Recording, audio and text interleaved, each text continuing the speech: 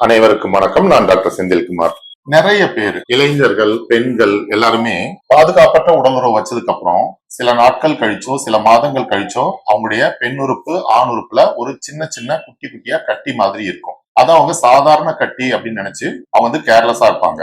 அது நாளடைவுல காலிஃபிளவர் மாதிரியோ அல்லது பட்டாணி மாதிரியோ இது பரவ ஆரம்பிக்கும். அப்பதான் அவங்களுக்கு அந்த டிஃபிகல்டிஸ் தெரியும். பெண்களுக்கு பெண் உறுப்பின் உள்ள இருக்கிறதுனால அவங்களுக்கு விசிபிலிட்டியே இருக்காது. அது மென்சஸ் டைம்ல வலியோ எரிச்சலோ அல்லது ரத்த கசிவோ இருக்கும் பொழுதுதான் அவங்க அதை ரியலைஸ் பண்ணுவாங்க. இது பால்வினை நோய் மருக்களாக இருக்கலாம். ஹியூமன் பாப்பிலோமா வைரஸ் சொல்லுவாங்க.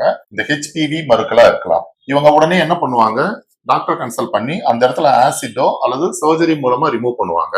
கொஞ்ச நாள் கழிச்சு அந்த இடத்துல புண்ணாகிட்டு திரும்ப நிறைய கட்டிகள் அதிகமா வரக்கூடிய வாய்ப்புகள் உண்டு. இந்த மாதிரியான பிரச்சனைகளுக்கு ஹோமியோபதியில நல்ல மருந்துகள் இருக்கு. பால்வினை நோய் மருக்களுக்கு ஹோமியோபதியில நல்ல மருந்துகள் இருக்கு. சோ ஒரு எக்ஸ்பீரியன்ஸ்டு ஹோமியோ டாக்டர் கன்சல்ட் பண்ணி நீங்க ப்ராப்பரான ட்ரீட்மெண்ட் எடுக்கிறீங்க அப்படின்னா இந்த பிரச்சனைக்கு நல்ல தீர்வு கிடைக்கும். தயங்காம நீங்க ஹோமியோபதி ட்ரீட்மெண்ட் எடுத்துக்கலாம். முக்கியமா நீங்க கவனிக்க வேண்டியது என்ன அப்படின்னா, இந்த மாதிரி பால்வினை நோய் மருக்கள் வராம இருக்கிறதுக்கும் மற்ற பால்வினை நோய்கள் வராம இருக்கிறதுக்கும் நீங்க பாதுகாப்பான உடலுறவு வைக்கிறது தான். எவ்வளவுதான் தெரிஞ்சவங்களா இருந்தாலும் நீங்க காண்டம் யூஸ் பண்ணாம செக்ஸே வைக்க கூடாது. இதையெல்லாம் தவிர்க்கிறதுக்கு தெரியாத நபர்கள் கூடவோ தெரிந்த நபர்கள் கூடவோ நீங்க செக்ஸ் வைக்கிறத அவாய்ட் பண்றது உங்களுடைய எதிர்காலத்துக்கு நல்லது.